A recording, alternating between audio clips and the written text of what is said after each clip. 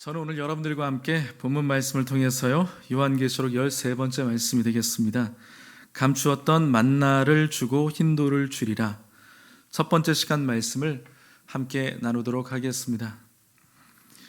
이제 우리는 요한계시록 초반부에 등장하고 있는 소아시아에 있었던 7교회들이 있죠. 그 7교회들 가운데 세 번째로 주님의 말씀을 듣게 되는 버가모 교회에 대한 말씀을 2주간에 걸쳐서 함께 살펴보도록 하겠습니다. 앞에 있었던 서머나가 있었죠. 그 서머나에서 에게해 해변을 쫓아서 북쪽으로, 지도를 한번 보여주세요. 북쪽으로 64km 정도를 이동하고요. 또 거기에서 또 내륙으로 들어가서 북동쪽으로 16km 정도를 들어가게 되면 나타나는 도시가 바로 버가모라고 하는 도시였습니다. 저 도시인데요, 특별히 사도 바울이요, 2차 선교 여정을 감당하는 가운데 거쳐갔던 지역들 가운데 무시아라고 하는 지역이 있었습니다. 바로 그 무시아 지역의 수도가 되는 곳이 바로 이 버가모라고 하는 도시였던 것입니다. 그리고 이 버가모는요, 굉장히 로마 제국 안에서 굉장히 유명한 그리고 중요한 행정 도시였습니다. 그래서 버가모는요, 로마로부터 높은 그런 지위를 차지하고 있었는데, 특별히 높은 자치권을 부여받았을 정도로 굉장히 주목받는 도시였고 중요한 행정 도시였습니다. 더불어서 독자적인 재판과 판결이 가능했다고 합니다. 엄청난 권한을 준 것이죠. 그 도시 자체적으로 총독이 독자적인 재판과 재판에 따른 여러 가지 판결들을 내릴 수 있는 그러한 법적인 권한까지 부여해 주었던 이 소아시아 지역의 유명한 도시가 에베소라는 도시죠. 굉장히 큰 도시였는데, 주목받을 만한 도시였는데, 그 에베소의 버금가는 굉장히 주목받는 매우 유력한 도시가 바로 이 버가모 도시였습니다. 그럼 여러분, 우리가 한번 생각해 볼 수 있잖아요. 도대체 이 버가모가 뭐가 그렇게 잘나가지고 로마 정부로부터 그러한 특권을 받았을까? 우리는 그런 것들을 한번 생각해 볼 수가 있겠죠. 이 버가모 도시가 그런 놀라운 특권을 받게 된 데에는 특별한 이유가 있습니다. 그것이 무엇이냐면, 그것은 바로 버가모가요, 황제 숭배를 함에 있어서 굉장히 그 열심이 특심이었던 도시였기 때문입니다. 황제 숭배를 참 열심히 했어요. 하나님을 잘 섬겨야 되는데 황제 숭배를 열심히 해가지고 그런 특권들을 받았던 것입니다.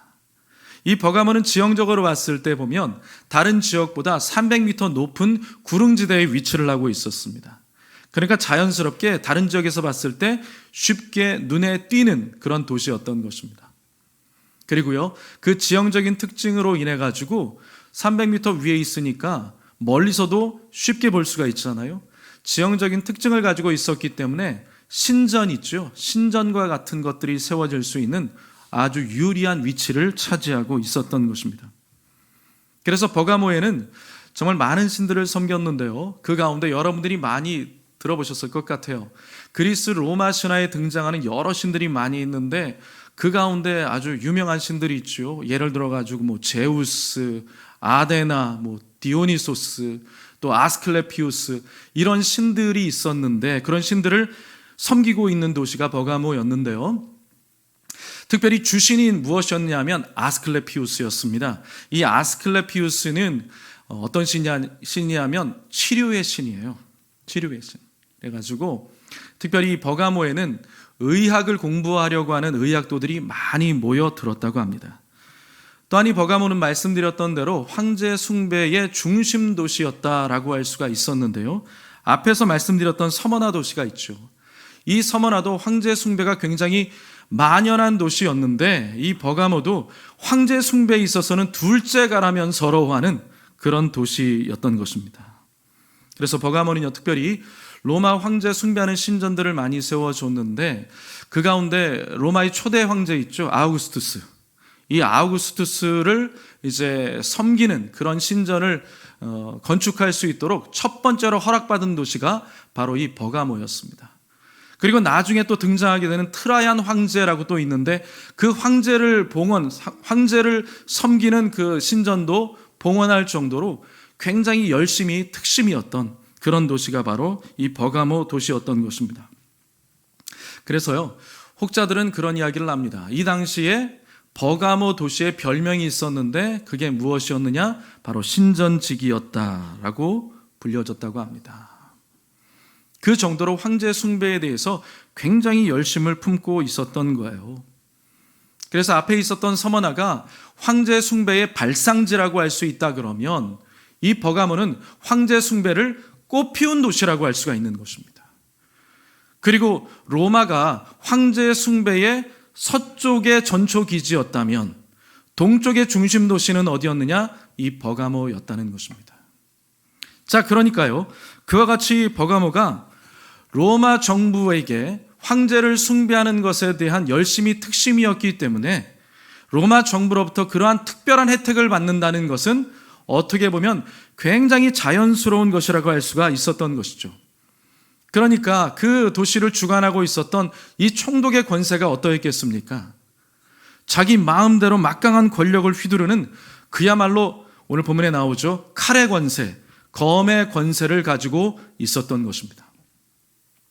지난번에 말씀드렸습니다만 이 7개의 교회들을 예수님께서 이야기하실 때 서두에 이 교회들을 지칭하시면서 제일 먼저 말씀하시는 것이 이 교회의 주변 상황들과 정적인 상황들과 영적인 상황들과 연관지어가지고 예수님이 말씀하신다고 했잖아요.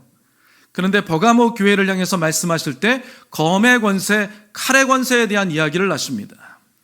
그 검의 권세가 무엇이냐? 바로 이 당시에 이 지역을 다스리고 있었던 로마 정부의 권세를 등에 업고 이 지역을 다스리고 있었던 그런 총독이 가지고 있었던 막강한 권세, 막강한 행정력, 이런 것들을 이야기할 수가 있는 것입니다. 자, 그런데요, 그 버가모에 있는 교회를 향해서 예수님이 그래서 이렇게 첫 마디를 떼시는 거죠. 같이 읽어보겠습니다. 자, 12절 말씀입니다. 버가모 교회의 사자에게 편지하라. 좌우에 날선검을 가지시니가 이르시되 아멘. 이 당시에요, 버가모 지역의 총독은요, 심지어는 사형까지도 구형을 할 수 있을 정도로 대단한 검의 권세, 칼의 권세를 가지고 있었다고 합니다. 그래서 이 부분에서 예수님은 무슨 말씀을 하시고 있는 것입니까? 아무리 그렇다고 할지라도 우리 인생 가운데서 삶과 죽음의 문제를 다스리는 그 권세는 오직 살아계신 예수 그리스도만이 가지고 있다라고 하는 부분을 말씀해주고 있는 것입니다. 그리고 또한 이 당시에 로마가 칼의 권세로 세상을 정복하고 있었죠. 그런데 오직 세상은요, 좌우의 날선 말씀의 검을 갖고 계신 예수님께서 주관하고 다스리고 있다. 그분이 진정한 다스리는 왕이 되신다. 우리가 오늘 찬양했잖아요. 당신은 영광의 왕. 그죠? 그러한 왕이 되신다라는 사실을 강조하시고 말씀하시고 있는 것입니다. 그러니까 무엇입니까? 세상 권세 두려워하지 말고 진정한 권세이신 예수 그리스도를 두려워하고 온전히 그분만을 사랑하고 섬길 것을 명령하고 있는 것입니다. 그렇게 버가모는요, 넘치는 우상 숭배의 온상인 도시였습니다. 신화 속에 나오는 신들뿐만 아니라 황제까지도 살아있는 신으로 숭배하고 있었던 정말 그야말로 사탄 숭배의 본좌라고 할 수가 있었던 것입니다. 그래서 예수님은요, 그런 도시에서 살고 있었던 버가모 교회의 성도들에게 말씀하시고 있는 것이죠. 이렇게요, 본문 13절 상반절인데요, 내가 어디에 사는지를 내가 아나니 거기는 사탄의 권자가 있는 데라. 주님이 오셨을 때 얼마나 지독하게 우상을 섬기고 황제를 살아있는 신으로 섬기고 우상 숭배가 지독하게 만연하게 일어나고 있었는지 주님이 보셨을 때는 사탄의 권자가 있는 곳이다 라고 그렇게 지칭할 정도였다는 것입니다. 황제 숭배를 피할 수 없는 그 지역 가운데 살아가고 있었던 이 버가모 교회 성도들 얼마나 힘들었을까요? 행정적으로 정치적으로 많이 핍박과 압박을 당하고 있었을 것이고 경제적으로 많이 힘들었겠죠. 그리고 종교적으로도 예수 믿는 것이 얼마나 힘든 상황 가운데 있었겠습니까? 그런 여러 가지 정황들과 상황들을 너무나 잘 알고 계셨던 예수님께서는 그렇게 핍박과 고통 가운데도 믿음을 지켜 나아가고 있는 이 버가모 교회 성도들을 칭찬하시고 그들을 염려하시고 걱정하시면서 위로하시고 격려하시는 것을 볼 수가 있는 것입니다. 그리고 특별히 이 부분에서 우리가 한 가지 꼭 짚고 넘어가야 될 것이 있습니다. 특별히 이 부분에 보면 그 이단들 있잖아요. 신천지와 같은 이단들이 이 부분을 이야기하면서 사탄의 권자가 있는 곳, 거기가 어디냐? 교회라고 그렇게 주장을 합니다. 그런데 그것은요, 그들의 잘못된 교리를 막 자기들만의 교리죠, 그것을 짜맞추기 위해서 말하고 있는 엉터리 주장에 지나지 않습니다. 제가 지금 여러분들에게 서두에서부터 설명을 드렸잖아요. 말씀드렸던 것처럼 이 버가모 지역의 지금 지리적인 상황, 정적인 상황, 영적인 상황들을 조금이라도 만약에 알고 있다면 그런 엉터리 주장은 하지 않겠죠. 말하자면 오늘 주님께서 분명히 말씀하시기를 사탄의 권자가 있는 곳은 어느 곳이냐? 버가모 교회가 아닙니다. 오히려 버가모 교회 성도들은 진실하게 믿음을 지키고 있는 사람들이었죠. 오히려 사탄의 권자가 있는 곳은 어디입니까? 세상의 논리와 이치가 주관하고 있는 바로 그 버가모 땅을 말하고 있는 거예요. 그런 가운데도 무엇을 하고 있어요?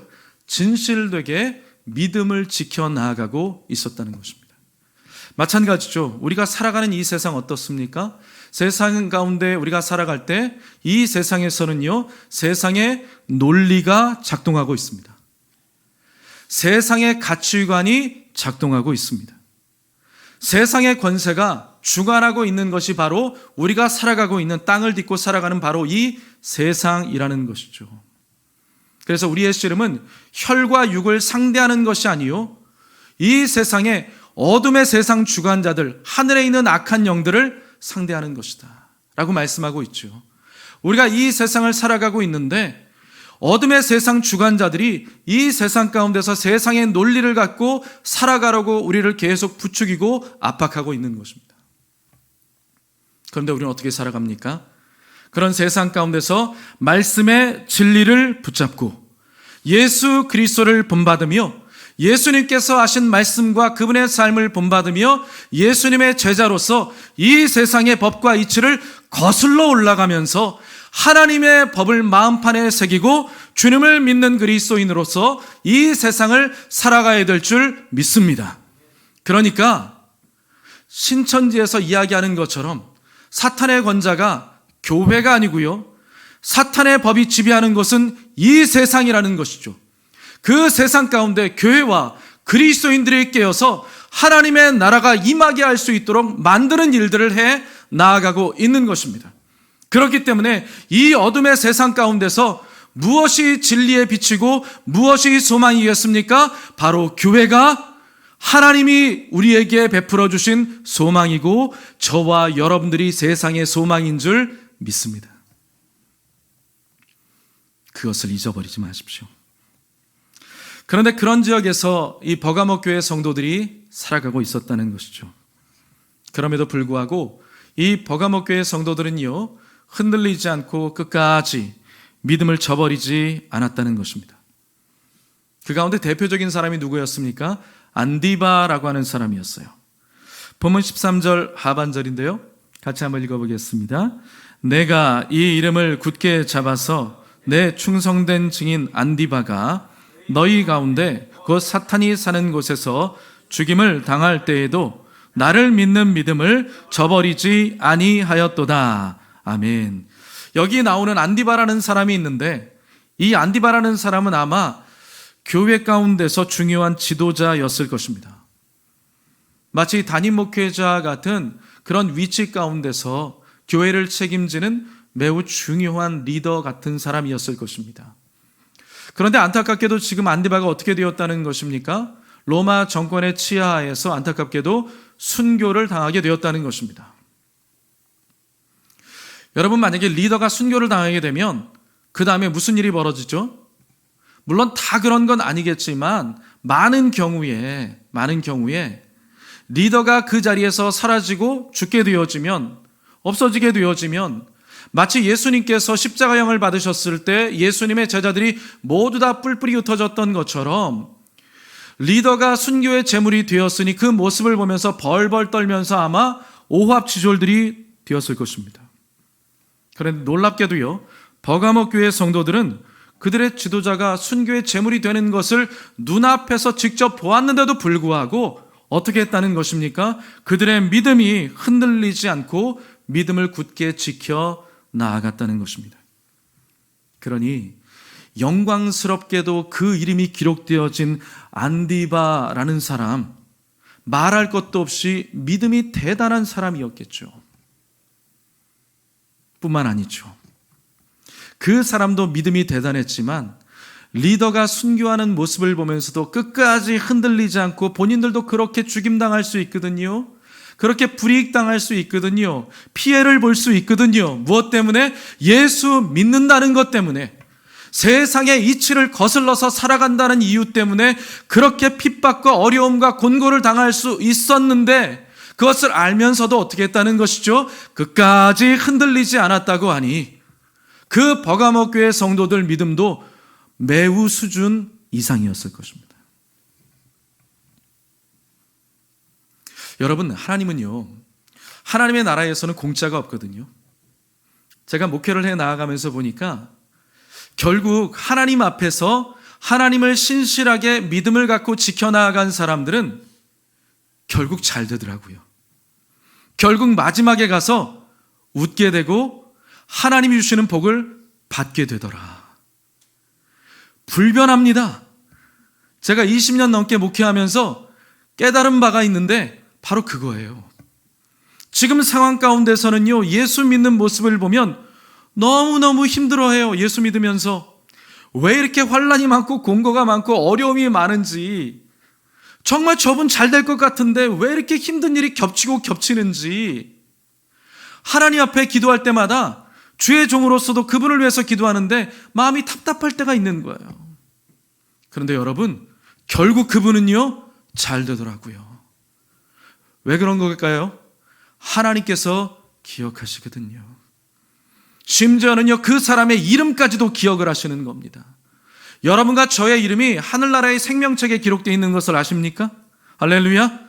하늘나라의 생명책에 우리의 그 이름이 기록되어져 있습니다. 우리는 한국 사람이니까 한국말로 기록되어져 있겠죠. 기록되어져 있어요.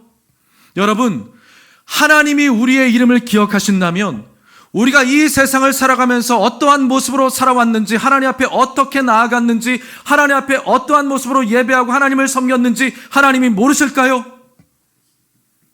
반드시 다 기억하십니다. 그래서 하늘나라에는 두 가지의 책이 있다 그러잖아요. 하나는 생명책이 있습니다. 그 생명책에 우리의 이름이 기록되어져 있는 것이죠. 할렐루야. 얼마나 감사합니까? 또 하나는 행위의 책이 있죠. 우리가 어떠한 모습으로 살아갔는지, 이 세상에서 어떻게 하나님을 섬겼는지 모두 다 오롯이 다 기록되어져 있다는 것입니다. 임사체험을 하는 사람들 있잖아요. 죽었다가 깨어난 사람들. 그러니까 완전 죽은 것은 아니었죠. 거의 죽음 직전까지 갔다가 깨어난 사람들 있잖아요. 죽었다고 의사가 판명을 했는데 깨어난 사람들 있잖아요. 이 임사체험을 한 사람들의 공통점이 있다고 하죠. 죽었는데 끝이 아니었다는 겁니다. 끝이 아니었대요. 그리고 또 한 가지, 한쪽으로 빨려 들어가더래요. 둘 중에 하나가 있었는데 그 한쪽으로 빨려 들어갔다. 우리가 하나님 앞에 가게 되어질 때 이 세상에서 죽으면 끝이 아니라는 겁니다. 죽는 그 순간 두 군데 중에 한 군데로 가는 거죠. 하나님이 우리의 삶 가운데 우리가 어떻게 살았는지, 어떻게 주님을 섬기고 살았는지를 하나님이 명명백백하게 다 기억하고 계셨다가 우리에게 그 모든 것들을 펼쳐 보이신다는 겁니다. 그래서 여러분, 우리가 흔히 하는 말로 죽음 직전에 딱 놓이게 되어지면 뭐가 보인다고 합니까? 우리의 지나온 세월들이 주마등같이 막 순간적으로 다 흘러간다 그러잖아요. 마치 필름 돌아가는 것처럼 우리가 인생 가운데서 어떻게 살았는지 어렸을 때부터 기억이 추억되어지면서 소환되어지면서 촤르르 하고 흘러간다 그러잖아요. 여러분, 하나님 앞에 설 때 바로 그 장면들을 하나님 우리에게 보여주시는 겁니다. 그러니 우리가 이 땅을 살아가면서 눈에 보이는 현실 가운데 우리가 살아가고 있지만, 그래서 그 너머에 있는 하나님의 섭리와 계획함 가운데 우리가 때로는 등한시하면서 모르는 척하고 그렇게 모르고 살아가고 있을 수도 있지만, 여러분 이와 같이 하나님 앞에 나와서 예배할 때 여러분 다시 한번 기억할 수 있게 되시기를 주님의 이름으로 부탁합니다.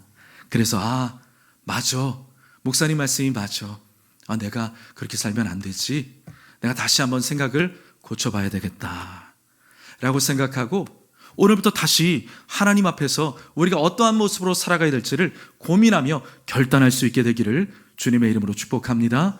여러분 이 세상은 결코 만만치가 않습니다. 녹록하지 않은 세상입니다. 말씀드렸던 것처럼 세상의 법과 이치가 지배하고 있는 세상입니다. 돈이면 모든 것들이 다 될 수 있다라고 부추기는 세상입니다. 그래서 열심히 돈 벌어라, 열심히 해라, 열심히 살아라, 그럼 뭔가를 이룰 수 있다, 이렇게 이야기하는 세상이죠. 물론 맞습니다. 일부분 맞지요. 열심히 살면 무엇인가 이룰 수 있는 것이죠. 그런데 여러분, 열심히 하는 것도 중요하지만 어디를 향해서 가는지가 훨씬 더 중요하잖아요. 그렇죠. 우리가 인생 가운데서 어느 방향으로 가고 있는지, 하나님께서 원하시는 방향으로 내가 과연 가고 있는지를 잘 점검하시면서 헛된 삶이 아니라 의미 있는 삶을 살게 되시기를 주의 이름으로 축복합니다. 자, 안디바가 그와 같이, 그 버가모 교회 성도들이 그와 같이 하나님 앞에서, 예수님 앞에서 기억한 바 되어지는 그런 보통 이상의 수준을 가지고 있는 믿음의 사람들, 믿음의 교회였다는 것입니다. 게다가요, 그들을 향한 핍박은요, 외부에서만 다가왔던 것은 아닙니다. 게다가 14절과 15절 참고적으로 보게 되면 이 버가모 교회 안에 내부적인 문제들이 발생을 하게 되는데, 내부적인 공격들이 있었어요. 그 공격이 무엇이었습니까? 발람의 교훈을 따르는 자들, 또한 니골라당의 교훈을 따르는 자들이 이 교회를 마구 흔들고 있었다는 것입니다. 외부적인 압박과 공격 때문에 믿음을 지켜가는 것이 너무나 힘든 가운데 있는데, 교회 안에 있었던 몇몇 무리들이 작당을 해가지고 그렇게 믿음을 지켜나가는 사람들을 또 사정없이 막 흔들고 있었다는 거예요. 한 마음과 뜻이 되어져 가지고 어려운 시대에 그 교회를 지켜내기 위해서, 서로에게 믿음을 지키기 위해서 서로가 서로에게 버팀목이 되어 주어야 하는데, 오히려 믿음을 잘 버텨내고 있는데 옆에 와가지고 자꾸 이상한 이야기 하는 거예요. 힘 빠지고 맥 빠지게 만드는 거예요. 자기만 실족하는 게 아니라 옆에 있는 사람까지 실족하게 만드는 그러한 우울을 범하고 있었다라는 것이죠. 그런데 버가모 교회의 대부분의 성도들은 그럼에도 불구하고 흔들리지 않았다는 것입니다. 그리고 특별히요, 한 가지 더 말씀드리면, 아까 안디바 이야기를 했는데요, 주님께서 안디바를 부르시는데 뭐라고 부르시는지 아세요? 그냥 안디바라고 부르는 것이 아니라 내 충성된 증인 안디바다, 이렇게 말씀을 하십니다. 내 충성된 증인 안디바다, 이렇게 말씀을 하시는데, 안디바를 향해서 충성된 자다, 이렇게 말씀을 하셨다는 것인데, 이거 굉장히 중요한 것입니다. 특별히 요한계시록 지금 2장을 우리가 보고 있는데요, 요한계시록 서두 부분에 특별히 1장 5절에 보면 예수님께서 이런 말씀을 하세요. 예수님께서요, 이런 말씀을 하십니다. 자, 같이 한번 읽어보겠습니다. 요한계시록 1장 5절 상반절입니다.